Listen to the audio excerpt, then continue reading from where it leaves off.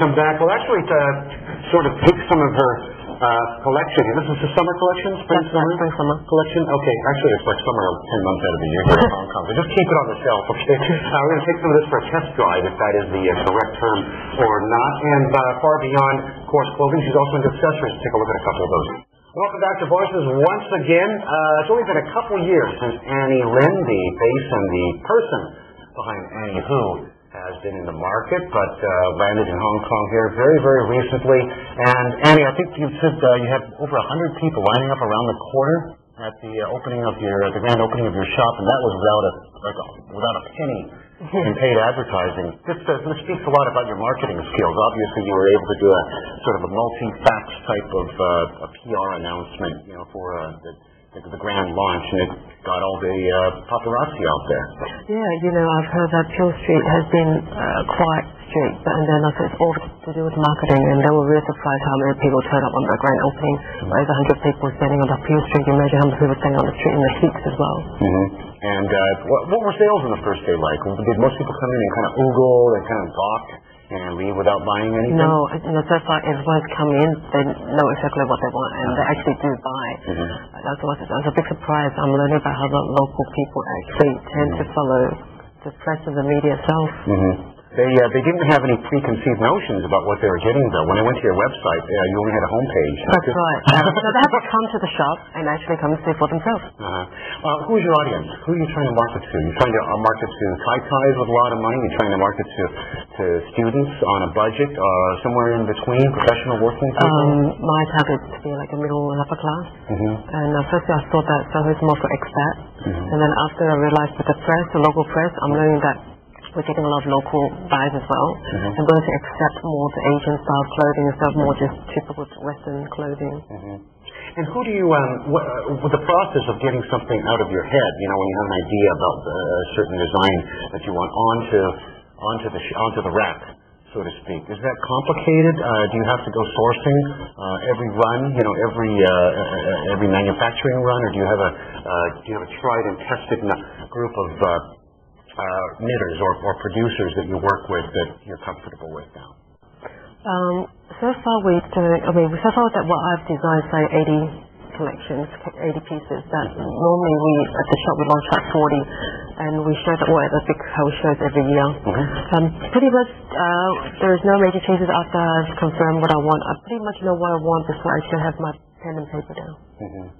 Who is Hong Kong? Are you using Hong Kong as sort of a testing ground, a proving ground to get into the Chinese market? I mean, Hong Kong is fun, but in the end, it's a little dot on the map. It is a small city, it's a single city. We're not a country. The Chinese market, when you look at the way incomes are growing, when the me generation, they're buying iPods and, all kinds of MP3s, the latest top 40 hits and flat screens and jazzy cars and all that kind of stuff. That's really the market you want to be in. Don't you want to be in that market eventually?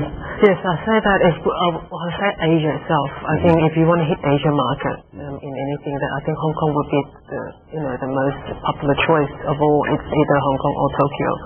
I mean, Hong Kong does lead towards the big market, which everyone is after, is the China main market. And the Chinese are wanting the luxury products. They actually are still not enough for luxury products in China. And the population in China is the biggest market everyone's trying to target. But they want to go into Hong Kong first before they go into China. I think people in China do follow the trend of Hong Kong. So it's a big help to get into the Asian market. Right. So what kind of timing are we talking about? You think within a year or two you'll be ready to maybe set up one shop across the border, maybe go and test the Beijing market, Shanghai market? Have you thought that far ahead? Yeah, I have. I think I'd say within 5 years we'll do a Shanghai, Beijing, and Tokyo. And hopefully after that we'll go back to the European side and the Germany.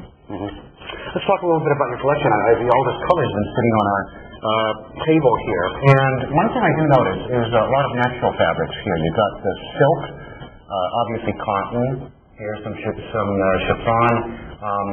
So far, I don't see any animal skin or any dead creatures here. Is that something that's important to you? It is. I believe in using a lot of natural fiber.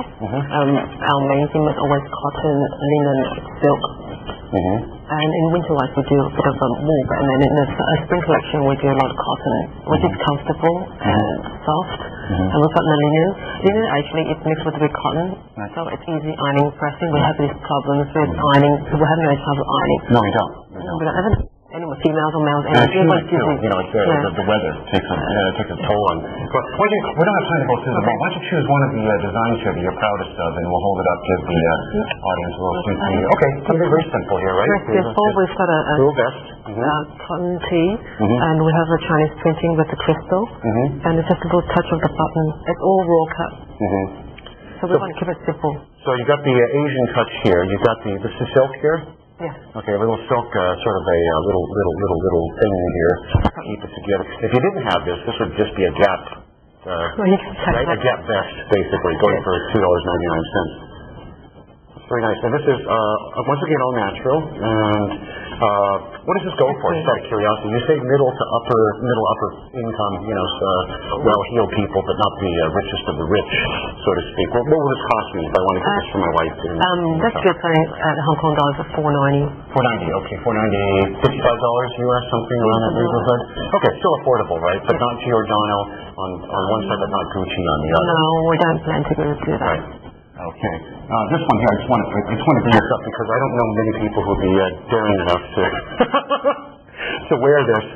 You're not exactly conservative, are you? I mean, you're a little bit, I wouldn't say racy, but sort of a girlish, sort of a, I don't know. We do a bit of both, but we do a little of the minis, which is quite trendy for the young age in the early 20s. I like the mini skirts. Right. Because my sister loves the mini skirts. This is all ready to wear, right? It's all ready to wear. Right on the rack, sized, 4, 6, 8, whatever. That's right. Ready to go. But you're also making a business in couture, and you have some weddings coming up too, so you do the custom made-to-order design as well. We do. I think we get quite busy towards the end of the year. We like get wedding and then evening dress and then evening dress. So I have orders coming in. Is that a small part of the business? You really want to build up a bigger mass market, right? I think within this period, I still want to concentrate more on the ready-to-wear. So the bottle is limited and has to be only a couple per year. I cannot concentrate. Okay. We're going to have to leave these out because we're a little bit out of time, but she's also got some accessories, a handful of them here. Here's a fashion watch reversible ring that's engravable for the year of the pig as well. One last question for you. It's obviously an endeavor of love. Are you making money at it, or would you call this sort of a building stage still? We'd only say it's still a building stage. I think any business it takes quite a while, but I do look forward to the results of this. Okay. Well, best of luck, okay? Thank you. Welcome to Hong Kong. I'll pop by the shop with the wife, okay? Good thing. Yeah, when she's not totally awake, because otherwise, there goes the credit card. Nice meeting you. Thanks for stopping by. Annie Lin, the face and person behind Anniewho on Voices Today. Thank you for tuning in.